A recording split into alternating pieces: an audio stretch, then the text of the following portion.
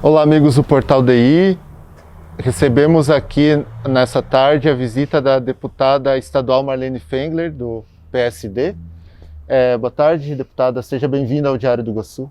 Boa tarde, Bruno. É um prazer estar aqui também, nessa tarde linda aqui, né? Conversar um pouquinho sobre muitas coisas, né? Legal. Primeiro, deputada, a senhora está aqui na região, nesse roteiro de visitas. Aliás, a senhora sempre está aqui na região, né? Mas especialmente nessa semana que tem o roteiro com o governador, né? Exatamente. Acho que é muito importante isso. Primeiro, a vinda do governador, que ela sempre é importante para ele conhecer um pouco mais a nossa região, para conhecer mais as demandas da nossa região e agora especialmente para trazer recursos também, né? Já trazer aí boas notícias para Chapecó, para toda a região, com relação às nossas emendas parlamentares, né? Que hoje ele está...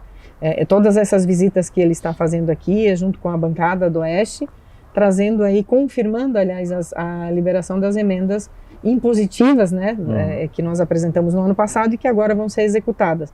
Então, são notícias boas e isso, sem dúvida nenhuma, para nós é uma alegria também, né, poder voltar, porque os roteiros a gente faz sempre e a gente recebe, né, muitas demandas e muitas delas a gente não consegue atender, mas quando a gente consegue, como é o caso agora, é muito bom também poder trazer notícias boas. Falando nessa questão de emendas, né, nas suas em específico, quais são as emendas que estão sendo liberadas ou que a senhora está trabalhando agora para liberar nesses próximos meses? Na região toda aqui são 5 milhões de reais, né, de emendas que são de minha autoria, né. Aqui em Chapecó, por exemplo, tem uma emenda de quase 1.975.000, que é para a cobertura do calçadão. Uhum. Em toda a região, né, em praticamente todos os municípios aqui da região, eu tenho emendas aí em valores menores, né, porque não tem como ajudar todo mundo com valores muito altos, mas em quase todos os municípios do extremo oeste, ali a gente tem em quase todos os municípios alguns recursos, né, ou recursos destinados para esses municípios, em obras de infraestrutura, na saúde, na educação, em todas as áreas, mas a gente tenta contemplar o maior número de municípios possível, porque na verdade no PSD eu acabei ficando sozinha aqui na região, né? Então tem muitos municípios e só eu para colocar a emenda, do partido. Uhum. Mas o importante é que a gente consegue ajudar e agora também, né, tendo essa liberação do governo do estado é muito importante para os municípios, mas também para os parlamentares para mostrarem a sua atuação também, né? Esse projeto da Rua Coberta é um projeto da prefeitura, a senhora está colocando essa emenda de 975.000. O que é esse projeto? Basicamente trata ali da cobertura do calçadão, né, da Rua Benjamin Constant, né? Exatamente. O prefeito João Rodrigues me pediu para colocar esses recursos para ele poder, especificamente para a cobertura daquela rua. Que aí vai ser um projeto maior, né, para poder dar ter condições de fazer o que já acontece hoje, né, que tem a exposição, né, a feira de artesanato e uma série de atividades culturais, mas que possam ser feitas em qualquer tempo, né, com uma cobertura e aí com a revitalização daquele espaço também, que vai ser um projeto maior, mas da minha parte é a cobertura daquele espaço. Agora entrando na questão do trabalho na LESC, tem o projeto da reforma da Previdência, que é o projeto que está tramitando, tem a previsão de ser votado no início de agosto, né, dia 4. Isso. As emendas parlamentares também que os deputados podiam apresentar até quinta-feira. Como que a senhora vê esse projeto? Tem alguma emenda que a senhora vai apresentar no projeto? Como é que está toda essa tratativa? É um projeto difícil, né, porque mexe com a vida das pessoas, né, mas por outro lado também, da parte do Estado, nenhum governo, nenhum governador, nenhum prefeito apresenta um projeto como esses que é impopular, né, se não for necessário. Então, é uma discussão que a gente precisa fazer, sob pena de daqui a alguns anos a aposentadoria dessas pessoas que têm o direito, o Estado não ter condições de pagar. Como, uma hora vai ter que fazer, exatamente, né? Exatamente, como aconteceu no Rio Grande do Sul, por exemplo. No Rio Grande do Sul, durante 2 ou 3 anos, os aposentados recebiam em parcelas, né, de 100, 200, 300 reais por semana, e porque não tinha mais dinheiro, né? O sistema quebrou. E aí é isso que o Estado de Santa Catarina, na verdade, está evitando. Então, a discussão é grande e nós temos, ficou definido que as bancadas vão apresentar algumas emendas que já foram conversadas com o governo do Estado em algumas questões que são importantes, como, por exemplo, a regra de transição, que é um tema que na verdade, todos os deputados, ou praticamente todos, convergem para a necessidade de se criar uma regra mais flexível de transição, não mudar de um dia para o outro. Então, tratar igual quem, por exemplo, faltam meses para se aposentar, como quem faltam 5, 6 anos. Né? Então, vai ter uma flexibilização nesse prazo. Da mesma forma, também, nós temos uma grande discussão com relação ao teto, a isenção para os aposentados, para os inativos, até o teto como é hoje, o teto do regime geral, né? De R$ 6.400. Então, hoje tem uma série vão ser apresentadas várias emendas, mas nesse não teve consenso, mas a gente vai ter a apresentação de emendas desde a manutenção da isenção, que dificilmente o governo do Estado vai aceitar, como também de outras que, por exemplo, escalonam o início da cobrança. Então, isso é um debate que vai ser muito grande, porque o Estado precisa resolver, mas como resolver? E a gente teve na semana passada, que eu acho que foi essa semana agora, na segunda-feira, acho que foi extremamente importante na Assembleia Legislativa, nós tivemos uma audiência pública, onde os representantes de todos os segmentos puderam ir lá, né, colocar os seus maiores anseios, e para que a partir disso o Estado pudesse repensar algumas questões, que ainda é um debate que vai acontecer a partir da semana que vem, e que os deputados também pudessem apresentar suas emendas. Mas para que também não se apresentasse aí 1.000 emendas, né, e Sim. todas elas, e isso até ser um argumento para que todas não fossem recebidas ou não acatadas, se definiu que algumas são consenso. Então, por exemplo, a regra de transição é uma delas, a pensão por morte também é uma delas. Eu acho que essas são as duas mais importantes. A outra, nessa questão do teto, aí tem algumas posições diferenciadas.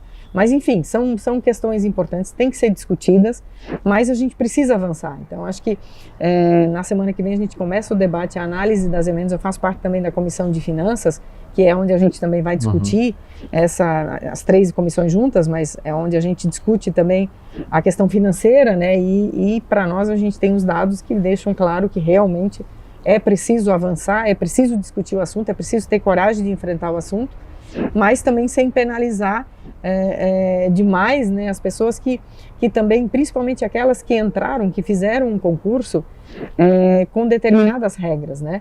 E eles cumpriram a parte deles, ou estão cumprindo a parte deles, e agora o Estado, infelizmente, não tem a condição mais de continuar pagando aquilo que deveria ser pago para eles, mas também porque o sistema acabou. Hoje nós já temos mais inativos do que ativos, então uma hora a conta não vai fechar, né? Exatamente. Então é uma discussão difícil, mas que tem que ser feita. Nós estamos fazendo com muita responsabilidade, com muita seriedade. Eu acho que a gente vai conseguir chegar aí a bom termo no final desse debate todo. 2022 tem eleições, né? A deputada, qual é o projeto pessoal da deputada? Vai para reeleição ou vai para voos mais altos? Eu coloquei já o meu nome à disposição do partido para ser candidata a deputada federal. Nós fizemos um trabalho com a mudança da legislação, né? Nós já tivemos isso na eleição para prefeito, agora, né, a eleição passada. Ficou muito claro que os partidos precisam de um número bom de candidatos, né, naquela ocasião para vereador e agora para deputado estadual e federal. Chapa pura precisa mais candidatos. Não tem mais coligação, então precisa ter mais candidatos.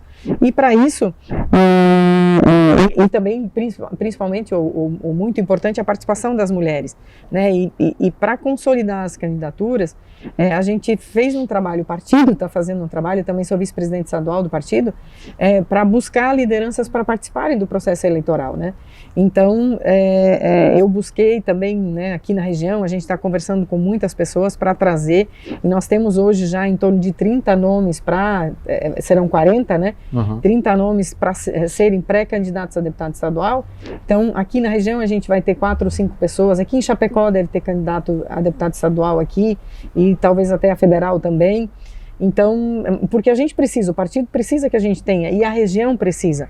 Então, em função disso, eu defini, aliás, eu coloquei o meu nome à disposição, claro que isso vai ser definido depois, toda, né? A questão burocrática do partido, mas a minha disposição é concorrer para deputado federal. Até porque o PSD só tem 2 deputados federais no estado, um em Criciúma e um em Joinville, né? Então toda essa região aqui oeste não tem do partido, né, do PSD. Exatamente, e é uma demanda muito grande, assim, em todos os lugares que a gente vai aqui na região, as pessoas cobram muito, porque a gente teve aqui o João Rodrigues, quando era deputado federal, era um deputado muito presente, né? Era um deputado que ajudou muito a região aqui. Trouxe muito recurso. Muito recurso para a região. E, claro, Brasília, né, os deputados federais têm uma cota muito maior e aí tem condições. Eu sou municipalista, eu gosto de ajudar o município, então a gente a região ficou órfã de um deputado federal, né? A gente tem 2, falando do partido, né? Tem 2, mas um é do sul e outro é do norte, que nos ajudam, ainda bem, né, que nós temos os 2 deputados que nos ajudam os nossos prefeitos aqui, mas é muito importante ter essa representação regional também na Câmara Federal. Para finalizar, o PSD tem 3 pré-candidatos a governador, né? É o ex-governador Raimundo Colombo, o prefeito João Rodrigues e o ex-prefeito Napoleão ali de Blumenau. Como que a senhora está vendo todo esse contexto? Já tem alguma inclinação de apoio para algum deles ou isso é mais para frente? Como é que está essa questão eleitoral majoritária? Eu acho que o partido definiu, no início desse ano, que nós teremos candidato ao governo do estado. E temos aí 3 pré-candidatos, né? Temos como você disse, o Napoleão, o ex-governador Raimundo Colombo e o João Rodrigues. E eu fico muito feliz porque as pesquisas aí que a gente tem visto nos últimos dias têm mostrado que nós temos 3 candidatos muito bons. Né, temos aí o João Rodrigues na frente em praticamente todas, né, da mesma forma que o ex-governador Raimundo Colombo, mas aqui para nossa região o prefeito João Rodrigues né, uma liderança extremamente importante, né, representa essa região aqui e se ele decidir ser pré-candidato, vai ser, acho que sem dúvida nenhuma, um fato histórico para a nossa região aqui, a gente ter um candidato local, um prefeito com a repercussão do trabalho que ele está fazendo aqui, né? E a pesquisa deixou claro também que o nome dele hoje já não é só do Oeste, né? É um nome que já estadualizou. O ex-governador Raimundo Colombo nem se fala, já foi governador, né, 2 vezes, já foi senador, tem toda uma história e que também certamente representaria muito bem o nosso partido. Então a decisão ela vai ser lá na frente, né? Agora a gente está trabalhando, porque isso nos ajuda muito também a consolidar nossas candidaturas e o importante é a gente ter a segurança de que a gente vai ter um bom candidato, né, ao governo do estado, na majoritária, para fortalecer as nossas candidaturas, mas principalmente para a gente, para que o candidato que venha nos representar, represente aquilo que o partido pensa, né, o projeto do partido, né, e isso, junto com isso também, podendo eleger um bom número de deputados estaduais e um bom número de deputados federais. Certeza. Obrigado, então, deputada, pela sua visita, né, pela sua entrevista ao portal. Obrigado. Eu que agradeço, foi muito bom. Obrigado a todos que acompanharam o vídeo. Até o nosso próximo entrevista aqui no portal DI Regional. Um abraço a todos. Um abraço.